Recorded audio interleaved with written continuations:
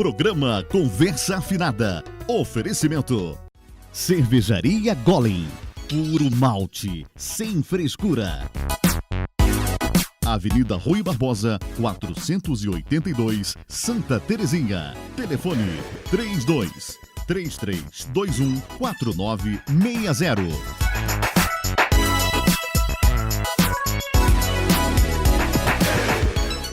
Alô, amigos do programa Conversa Afinada, o nosso cordial boa noite. Você está na RCW TV, Rede de Canais Web TV, diretamente dos estúdios Gospel Produções e Eventos. Mais um programa, mais uma conversa gostosa que vai agregar valor e conhecimento na tua vida. Hoje, o nosso convidado é uma pessoa de Juiz de Fora, ama Juiz de Fora, faz por Juiz de Fora, vive em Juiz de Fora. Família, filhos, todos em Juiz de Fora. Estamos falando do engenheiro civil, empresário, urbanista, professor, o senhor Eduardo Lucas. Por esta paixão que Eduardo Lucas tem por Juiz de Fora, que nós resolvemos convidá-lo para tratarmos dos assuntos que estão afligindo a cidade neste momento. Meu amigo Eduardo Lucas, boa noite. Boa noite, meu amigo Desidério. Mais uma vez, uma satisfação enorme estar com o seu programa, né? Cumprimentando o Geraldinho sempre também, uma pessoa que eu gosto muito. E é uma felicidade muito grande de poder estar falando sobre o Juiz de Fora. Eu realmente sou de Juiz de Fora. Você falou sobre a paixão, eu também tenho paixão no nome, né? Paixão no nome também. As pessoas pouco sabem hoje que eu tenho usado mais o último sobrenome, mas eu tenho paixão realmente também por Juiz de Fora. Perfeitamente. O Eduardo Lucas, ele é um homem que conhece muito o mundo, viajou muito, conhece a Europa, conhece a Ásia, a América Central, e conhece um profundo estudioso. Vai lá, estuda e tem solução para os problemas de Juiz de Fora. E nós vamos começar o nosso papo com ele, falando justamente de um assunto que nos últimos dias do ano de 2018 e até o presente momento do ano de 2019, é o assunto, é a pauta principal em todos os grupos, em todas as esquinas. Doutor Eduardo Lucas, as chuvas de 24 de dezembro, principalmente nas regiões do bairro Linhares, Bom Jardim e Vitorino Braga. Muitas pessoas desabrigadas, houve mortes também, e muitas pessoas hoje com as casas em petição de miséria. Eu gostaria de saber do senhor, aquele fenômeno da chuva, a culpa é só do fenômeno natural ou há problemas também administrativos que não foram devidamente cuidados antes das chuvas? Bom, a princípio eu gostaria de dizer que me formei em engenharia, como você mencionou, mas uma engenharia civil sobretudo voltada para a infraestrutura urbana, né? Para o urbanismo em geral, para o desenvolvimento urbano. Eu tive passagem realmente por São Paulo, início de carreira, tive experiências no Rio de Janeiro, experiências em Belém, na região amazônica, né? Também em Goiânia, mas sempre focado muito nessa questão da infraestrutura, das cidades, da boa gestão, da boa organização nas cidades. Juiz de Fora é uma expressão corriqueira, sofre demais com a própria topografia, né? É uma região também de mata e, por consequência, tudo isso forma uma região com muita precipitação pluviométrica, né? A região que a cidade começou a se adensar foi exatamente na região que era uma região pantanosa, não é? Que é a região do Caminho Novo, depois Estrada Real, ao longo da marginal, né? da marginal do Rio Paraibuna, né? E aí foi acontecer uma série de equívocos, vamos dizer assim. Em tempos passados se entendia que os rios deveriam ser retificados, né? Mais do que nunca hoje sabemos que não se deve fazer isso. O rio fazer suas curvas, serpentear pela natureza, pelas cidades, no caso aqui em pauta, já é exatamente pela proteção natural que ele tem de ter a sua fluidez, não é? Agora, com tudo isso, foi acontecendo a ocupação às margens do rio. E não esquecendo que você tem todo esse entorno de montanhas e que com essa precipitação forte, por sermos um fragmento da Mata Atlântica, né, que é enorme no Brasil, ainda tudo isso tende aqui para o vale. Na verdade, grande parte da cidade existe no vale, né?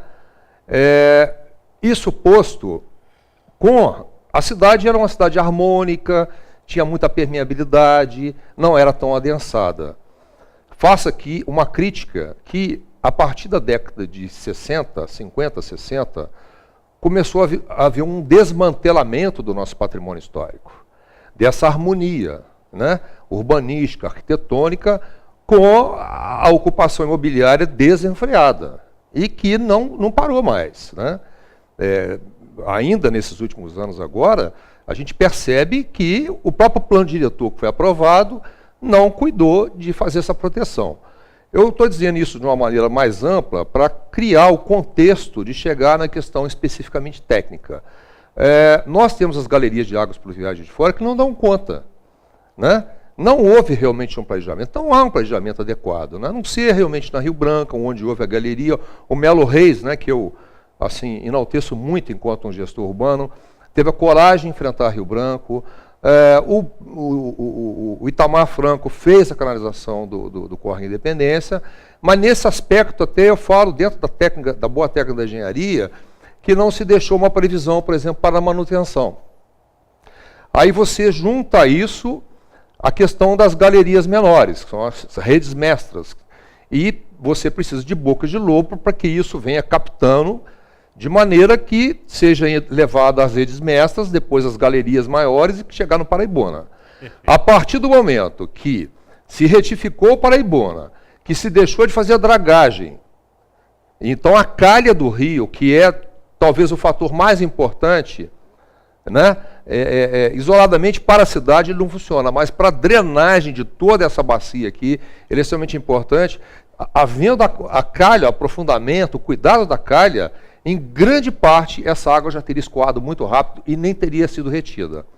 Acontece que também não foi feita manutenção nas galerias, que eu chamo as seções quadradas enormes, e nas redes mestras e bocas de lobo, e muita coisa não tem sido feita. A cidade tem sido muito adensada, tem sido impermeabilizada, está se concentrando muito a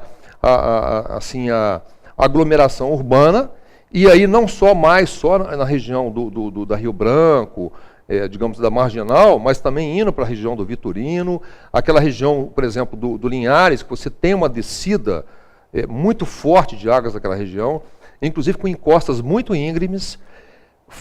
Dificulta isso também o fato da movimentação de terra que a população vai fazendo sem um mínimo de proteção, sem um mínimo de acompanhamento da fiscalização de forma adequada. Então você pode observar que desce muita água, ela não tem vazão no Paraibuna, não tem vazão nas galerias, não tem vazão nas bocas de lobo, e também vem o barro junto, né, Desidério? Você pode observar que a nossa água da nossa região, em condições normais, ele é um verde musgo. Só que a gente percebe hoje que ela é toda marrom. Significa o quê? Muita terra que está descendo. Essa terra vai sedimentando nas galerias e sedimenta no rio, e aí deu o que deu. Perfeitamente. Segundo moradores dos 3 bairros atingidos, eles não veem limpeza nas bocas de lobo por parte do poder público, a Prefeitura Municipal de Juiz de Fora, há exatos 6 anos. É uma coisa horrorosa que nós assistimos e estamos sofrendo muito. Eduardo Lucas, Juiz de Fora hoje é a cidade campeã em buracos no Brasil. Todas as vezes que chama o poder público para discutir o assunto, seja em audiência pública, seja em reuniões na própria prefeitura, só ouvimos o prefeito falar que não tem dinheiro para fazer nada. Mas como pode um gestor de uma cidade que trabalha hoje com um orçamento anual de 2 bilhões e 200 milhões de reais não ter dinheiro para tapa-buracos? Olha, eu não sei se procede Mas você tocou uns pontos aí extremamente interessantes que tem uma correlação direta, que é o orçamento municipal. Ao que me consta, cerca de 3, 4 anos atrás, o nosso orçamento era em torno de 1 bilhão e 800 milhões. Em torno disso. Tive conhecimento que agora, para o orçamento de 2019, salvo engano, o orçamento é em torno de 1 bilhão e 400 milhões, a confirmar. Se você pegar a inflação num período, digamos aí 15%, quer dizer, o orçamento deveria estar ajustado para algo em torno de 2 bilhões de reais ano. Mas de orçamento de 2017 foi de 2 bilhões e 200 milhões. De 2017. Resta saber quanto que foi agora em 2018 e previsto para 2019. Perfeitamente. Não é? Mas a informação que eu tive que seria em torno de 1 bilhão e 400 milhões. Isso sendo confirmado, nós já teríamos uma quebra em torno de 600 milhões, sendo que a gente não está percebendo um ajuste na estrutura de custos da prefeitura de forma a se adequar a essa situação. Isso agrava sobremaneira o que já vinha acontecendo, que é você estrangular aquilo que realmente tem que ser devolvido para a sociedade, na forma de serviços. Porque o sentido mais óbvio da arrecadação é você devolver para a sociedade que paga. Não é? Perfeito. E eu tenho informações que praticamente não há recurso nenhum, como pode até demonstrar com os atrasos de salário e 13º, para se investir. Que tipo de ligação isso tem com relação à questão do pavimento? Vamos lá. Um pavimento, em condições normais, e eu atuo nisso por toda uma vida profissional, ele tem uma data, um prazo de validade, em torno de 15 a 20 anos. Não é? Isso quando muito bem feito, todo mundo acha que asfalto é tudo igual, que aquele pretinho, que vem quente e tal. Não é. Eu sempre digo, existe o traço de asfalto. O traço é exatamente o composto que faz com que ele seja muito forte. Né? Quando a gente fala em pavimento também, nós temos que falar em base. Não adianta você ter uma boa massa asfáltica que vai ser colocada, cujo papel é você impermeabilizar para que a água não entre e arrebente o pavimento como um todo, e também o conforto, né, de rolamento. Né? Agora, a base é ela que realmente é o grande segredo de um bom pavimento. E nesse aspecto, o que está acontecendo em Juiz de Fora? O nosso pavimento, digamos que em torno de 90% está completamente vencido, e aí vem buraco em cima de buraco, buraco em cima de buraco. A gente brinca até com relação ao filme, né, que tem um filme chamado 50 Tons de Cinza, né? 50 tons de cinza. A gente diz que uma rua em Juiz de Fora tem 50 tons de cinza, porque é buraco do buraco, buraco. A população vai entendendo que aquilo seja uma coisa natural. Tampar buraco em cidade, isso não é uma coisa natural, isso é uma precariedade. Porque você já não consegue uniformizar mais a base, né, que é o principal do pavimento. Da maneira como vem colocando, jogam de qualquer forma, não dá aderência, não fazem a compactação, passa mal e porcamente, desculpa a expressão, com o pneu em cima depois que joga a massa. Então aquilo ali, digamos assim, está iludindo a população. Né? E na verdade o que nós temos que fazer? Nós temos que resolver o problema da cidade. O pavimento de Juiz de Fora, em mais de 90%, vai ter que ser todo refeito. Aí nesse aspecto a gente entra lá atrás no tempo, e eu me lembro, eu era um engenheiro recém-formado, cheguei a trabalhar com o Zé Márcio Pasqualino. Zé Márcio Pasqualino, para quem não sabe, ele foi presidente da Empave na época do prefeito Melo Reis. A usina estava impecável. Né? A cidade estava num processo de manutenção assim, excelente. Né? O Zé Márcio era um excelente engenheiro.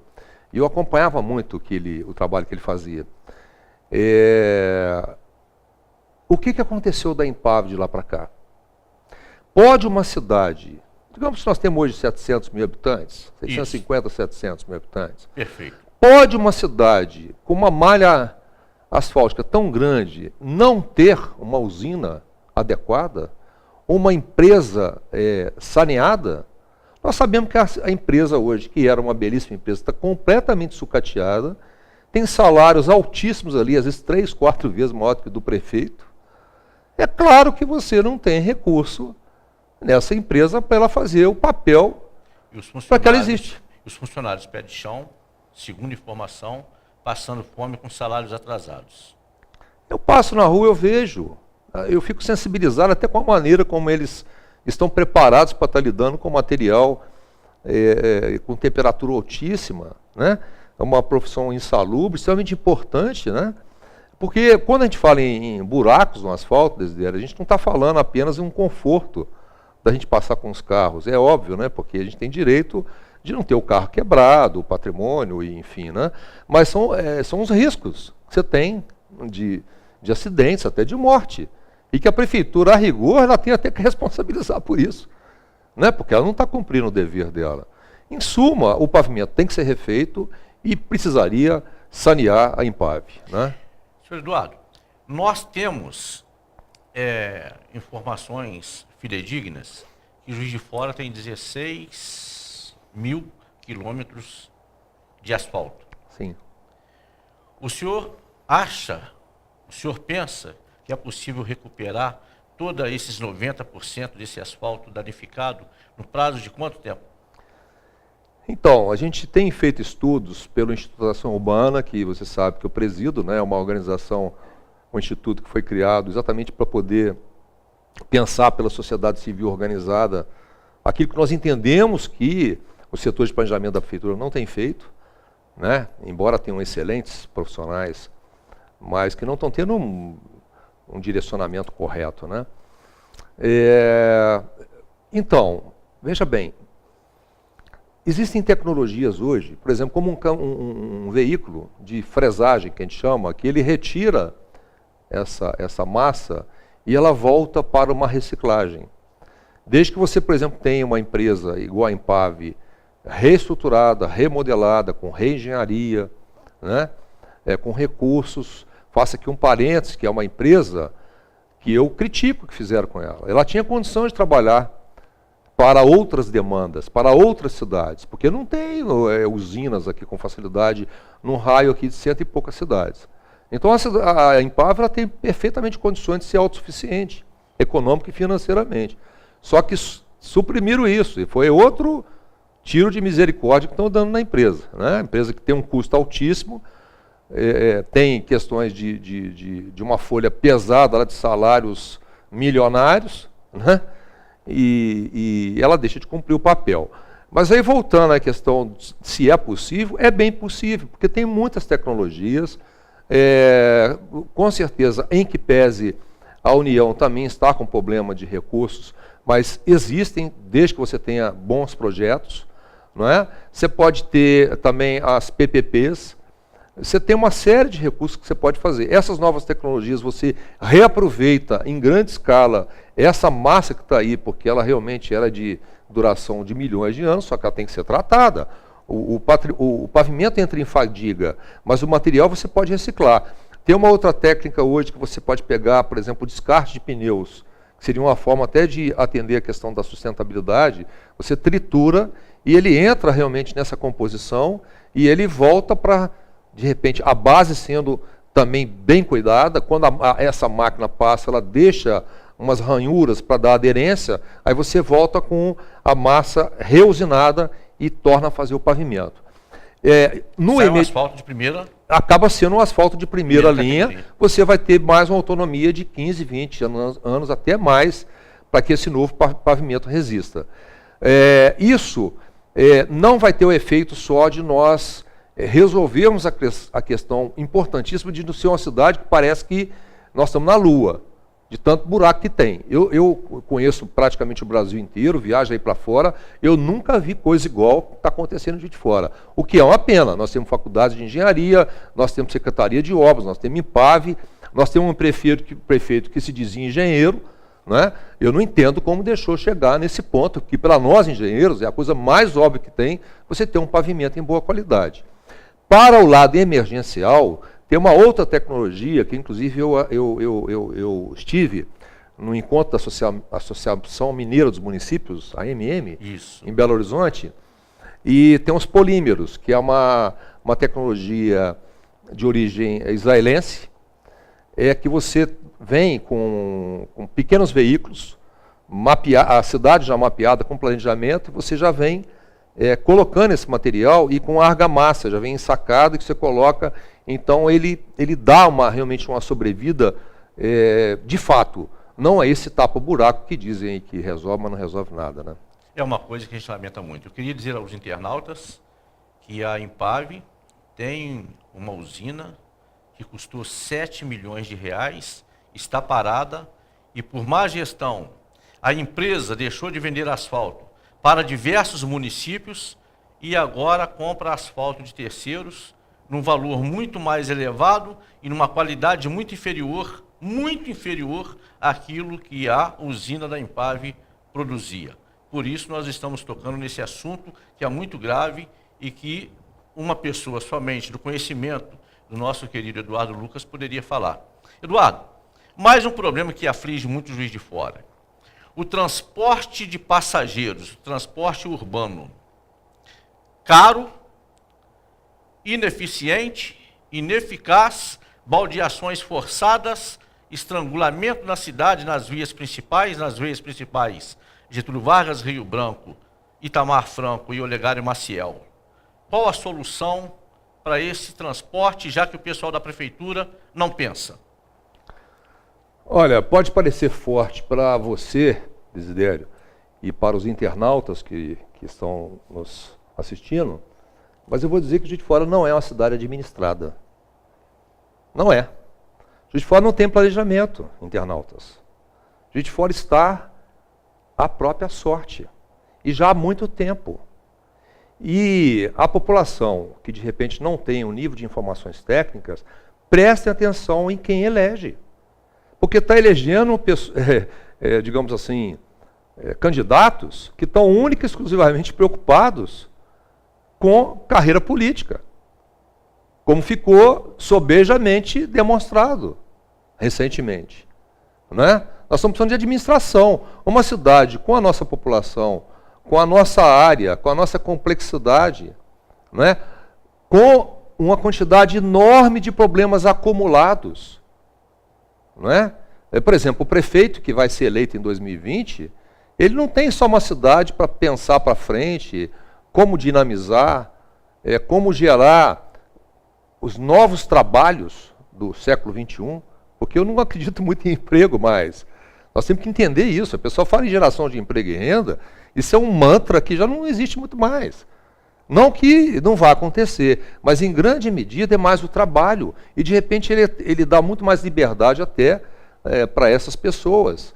Agora, para isso precisa existir um ambiente favorável na cidade, de prosperidade. Né? Quando a gente fala, a sua pergunta se refere ao que pode ser feito na cidade, não é isso? Perfeito. Para a gente poder ter uma nova perspectiva. Transporte eficaz. A questão do transporte também. Né? Veja bem, exatamente por não ser planejada, que vai sendo tudo feito aleatoriamente. E vem praticamente de um transporte 50 anos para trás, onde praticamente fazia a mesma rota, eu não sei se por uma comodidade, ou assim, uma certa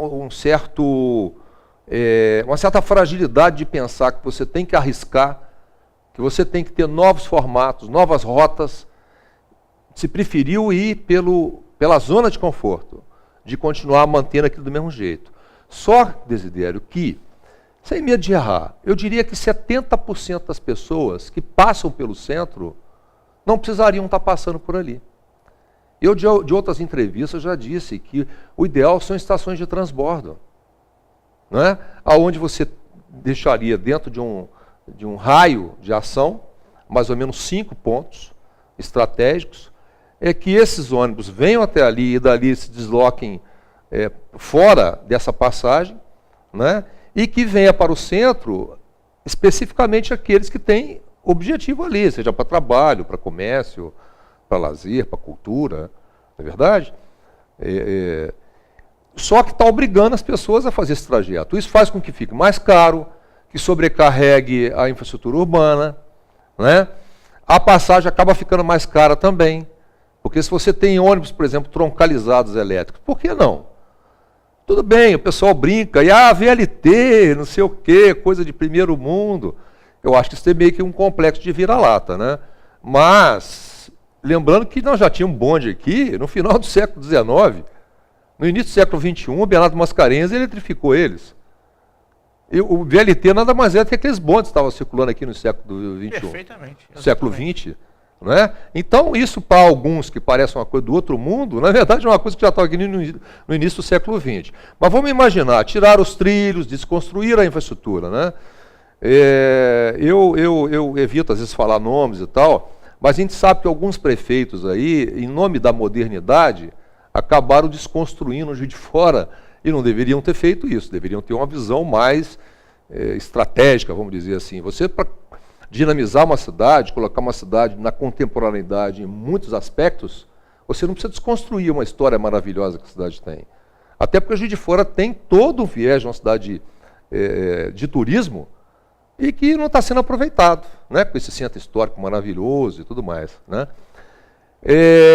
A questão, por exemplo, do transporte urbano, em grande medida também, ela vai diminuir a frota. É claro que isso contraria interesses.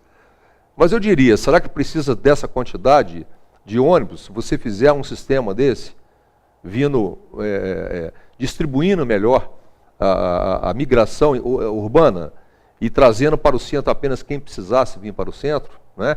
Usando inclusive os ônibus elétricos, né? E não os VLTs, igual o pessoal tem receio de fazer.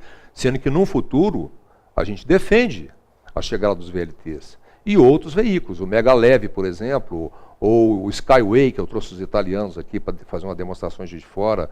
Tem diversas alternativas, mas do jeito que está, não pode ficar mais. Não pode ficar. Eu queria dizer aos internautas o seguinte, no centro de Juiz de Fora hoje, você só respira pó preto. Muito ônibus circulando, creio eu, pelos estudos que a gente conversa, com pessoas entendidas feito o Eduardo, desnecessariamente. Última semana, um ônibus, pasmem os senhores, perdeu o eixo, foi parar no muro de uma residência. Fotografias tiradas e colocadas nas redes sociais, de um ônibus circulando com os arames do pneu aparecendo e já salientes para a parte externa. Isso não pode continuar acontecendo. Doutor Eduardo, eu gostaria de saber do senhor mais uma coisa muito importante. Eleições de 2020, para prefeito, muitas coisas já começam a se especular. E neste sábado eu estava com um grupo de amigos e o nome do senhor saiu como possível postulante à prefeitura de Juiz de Fora. É verdade? O senhor inspira isso? O senhor tem algum partido? O senhor tem vontade de ser administrador da prefeitura de Juiz de Fora? Eu tenho uma trajetória, né, como muitos sabem, já desde a engenharia, realizando empreendimentos urbanísticos por toda uma vida. Né? Em Juiz de Fora nós temos mais de 40, dentre empreendimentos, loteamentos, praticamente autossuficientes. Tem piada a seu favor, né? Mais de 40 empreendimentos imobiliários. Autossuficientes, se você me permite aqui uma palavrinha a respeito, os nossos empreendimentos, eles praticamente é só o caminhão da coleta de lixo que entra lá dentro. O resto, eles são totalmente autossustentáveis. Primeiro que o pavimento que nós fazemos em 1990 e poucos e tal, 2000 e poucos... Está lá intacto. Está intacto. De vez em quando dá lá uma coisinha ou outra, porque entra caminhões pesados, você tem intempérie e tal, mas é muito pouco, não é? Então eles não demandam, eles pagam assim, fortunas. Um empreendimento igual o São Lucas, por exemplo, chega a pagar 2,5 milhões por ano. De IPTU, de TBI, porque você tem uma dinâmica ali dentro, não é? E aí você imagina isso na totalidade. E aquilo é uma coisa que nunca vai fechar, né? Uma fábrica, você vai lá, fecha, acabou, manda embora, desativa. Um empreendimento a esse, o São Lucas, por exemplo, nós geramos 800 empregos. 50 empregos direto com o nosso pessoal, que deveria ser a prefeitura e a Secretaria de Segurança Pública que deveria estar fazendo isso. Mas nós trouxemos isso para nós, enquanto uma modelagem de imobiliária, deu certo. E eu venho fazendo isso ao longo do tempo, Desidério. Passei também pela presidência, eu formatando as associações de bairro. As pessoas não me associam muito a isso, mas desde 90 que eu venho sendo presidente de bairro, diretor e participando desses movimentos todos, que o loteamento ele não se restringe só ao perímetro daquele empreendimento, ele pega toda uma região, todo um bairro, igual as pessoas sabem, que é a Cidade Alta, nós fizemos muitos, a Grama também nós fizemos muitos, né? O Carlos Chagas foi um bairro que é conhecido, que eu fiz, foi o primeiro da empresa Habitat Engenharia, né, que foi constituída por mim. E isso foi me levando a uma participação muito grande na cidade. Eu tive a oportunidade de morar em outras cidades também, e isso é até interessante que aconteça, porque você passa a ter um olhar crítico sobre a própria cidade. Não é? Eu vou muito a Uberaba, Uberlândia, morei 5 anos em Goiânia, mantendo as empresas aqui em Juiz de Fora, e isso sempre muito... Ribeirão Preto, Campinas, Maringá, Curitiba, Florianópolis. Então eu fui, assim, fazendo sempre uma crítica sobre o Juiz de Fora, o que acontece nessas cidades.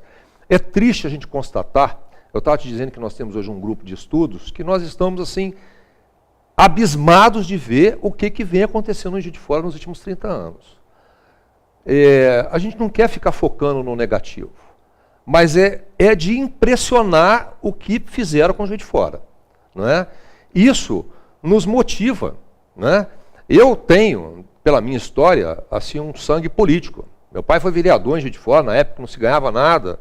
Ele era médico aqui, onde é a Embrapa hoje, e eu vinha com ele pequeno aqui para a prefeitura, para a Câmara ali, e ficava ouvindo ele falar. Meu bisavô foi deputado federal da primeira Constituição da República, foi o equivalente a governador de Minas. Eu fui criado nesse ambiente muito politizado, mas nunca assim de partido. Né? Eu nem me lembro muito bem como que eram os partidos, e fiquei muito centrado no meu trabalho, né? Estudando muito, né, Desidério? Fui para fora do país, fiz cursos em Amsterdã, participei de curso na Estação de Tratamento do Rio Thames, em Londres, metrô de Munique. Né?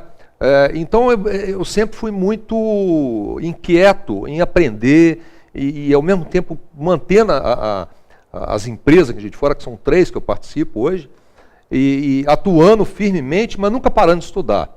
E também com esse DNA, vamos dizer assim, político. Não é? E de querer a cidade melhor. E vivi tempos melhores da cidade. Eu vivi momentos excelentes na cidade. E venho vivendo o declínio da administração, o declínio econômico, né? As oligarquias políticas que não dão espaço para a renovação. Não é? E tudo isso, a gente chegou num ponto agora de esgotamento, de saturação desse modelo, que a população mais simples, que de certa forma foi usada, a população já percebe claramente que isso aí não vem funcionando. Né? E está deixando eles meio assim numa situação apreensiva, porque não dá mais para continuar desse jeito. Com isso, mesmo que eles não permitissem que entrassem em determinados partidos, porque a legislação permite isso, por uma decorrência natural, novos nomes estão surgindo, como opção para a cidade, e com um viés de quê? De serem bem resolvidos nas suas profissões, de não dependerem de cargo, não dependerem de salário de prefeitura. De não ter nome na Lava Jato. Não ter nome na Lava Jato, de ter história limpa. Agora há pouco eu encontrei com um amigo aqui do meio ambiente, até comentei com você, mais de 40 empreendimentos desde dela. Nunca tive um único problema de autuação de problema ambiental. Os empreendimentos todos bem ocupados, valorizados, famílias satisfeitas. Não é? Então, aí começou realmente, algum tempo atrás, você sabe disso, não foi ideia minha, eu fiquei até surpreso na época de cogitar da possibilidade de eu vir a uma propositura, né? A candidato. Eu assustei, falei, não é minha área, eu sou da atividade privada e tudo, né? Mas aquilo ali foi rolando e tudo mais. Aí desenvolvemos um projeto para a gente fora. Nós temos um projeto que está em estudo agora, com um grupo fortíssimo, inclusive, com o pensamento que nós temos para Juiz de Fora, não é coisa de última hora, não é coisa partidária, não é de partido. Isso vai ser apresentado a Juiz de Fora agora na forma de seminários, pelas redes sociais, as nossas ideias que já estão em grande parte registradas. E aí o pessoal tem falado, Eduardo, por que não? Eu fui recentemente, tive uma passagem, uma vice-candidatura ao governo do Estado de Minas Gerais, que muito me honrou, né, Desidério? Estive até com você aqui, né? Perfeito. E isso também foi me dando uma amplitude e um entendimento maior de como que a movimentação política acontece. Eu gosto da política, eu não gosto da politicagem. Eu não gosto do que tem feito com a política, porque não há soluções sem política. E aí, se nós caminharmos para uma possível candidatura, havendo circunstâncias, Desidério, nós vamos vir para fazer política, para mudar Juiz de Fora, para repensar Juiz de Fora integralmente. E aí nós vamos pegar as cabeças pensando em Juiz de Fora e fazer um pacto com a população. Porque não existe administração boa se você não tem um pacto com a população. A população não pode ser simplesmente usada como voto, ou, não vou afirmar quem, mas a gente sabe que há, em grande parte, compra de votos, é uma coisa abominável esse tipo de coisa, né? E nós pretendemos realmente fazer uma política com amor à cidade, com paixão à cidade, né? Essa pode vir a ser realmente a nossa proposta para a cidade. Então, resumindo, o senhor será candidato? Serei candidato se assim quiserem. Eu não sou candidato de mim mesmo, né? Não é uma fala política, é uma fala verdadeira. Perfeito. Eu não sou candidato de mim mesmo. Mas se uma parte da população entender que seja legítimo, que seja importante, confiarem no meu trabalho, eu estou muito disposto a fazer um excelente trabalho para o Juiz de Fora. Perfeitamente. É devolver Juiz de Fora para os juiz-foranos. Resgatar a belezura da cidade, o glamour da cidade, a história da cidade, reviver os tempos áureos de Juiz de Fora e devolver Juiz de Fora para os juiz-foranos. Do jeito que Juiz de Fora se encontra no momento, eu posso até dizer, não estou exagerando, está inabitável para a condição humana. Meus amigos, chegamos ao final de mais um programa Conversa Afinada. Espero que os senhores tenham gostado muito desse nosso bate-papo aqui com o Dr. Eduardo Lucas, mas não iremos sem que antes os senhores ouçam as considerações finais do nosso convidado. Fique à vontade. Eu quero viver uma Juiz de Fora diferente, Desidério. Eu quero viver uma cidade que a gente possa resgatar os bons carnavais de clube, os blocos de rua comportados, sem bagunça, entendeu? Sem perigo, né, que eu cheguei a participar. Eu quero viver uma cidade onde a gente tem as festas das nações, o Festival de Arte Colonial, a Feira da Cândido Torches, a proteção do nosso patrimônio histórico, uma cidade que tem um esporte. Eu já fui atleta do vôlei, já fui da seleção mineira, né, do esporte clube, do Bom Pastor, do futebol, né? Nós precisamos, a cidade precisa estar viva. Eu vou dizer aqui, de certa forma, eu estou vendo uma cidade morrer. As pessoas estão dormindo no Juiz de Fora, trabalhando. Nem pode se frequentar mais os espaços abertos da cidade. Já não tem mais os cinemas de rua. Tudo bem que houve uma certa mudança dos tempos, mas havendo cuidados em outros locais se preserva isso, né? Os teatros, por exemplo, tinham grandes peças para Juiz de Fora, não tem mais. As empresas estão fugindo do Juiz de Fora e não estão chegando outras. Infelizmente, Juiz de Fora é uma cidade que, se continuar do jeito que estiver, ela vai morrer, Desidério.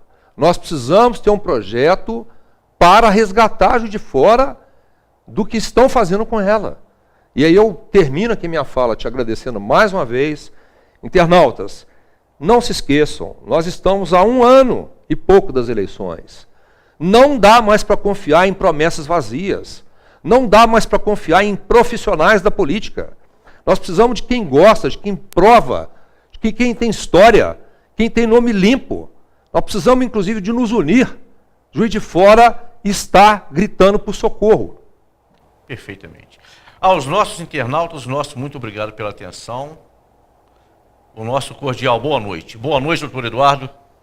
Boa noite, Desidério. Boa noite, internautas. O programa Conversa Afinada é mais uma produção da Gospel Vídeos.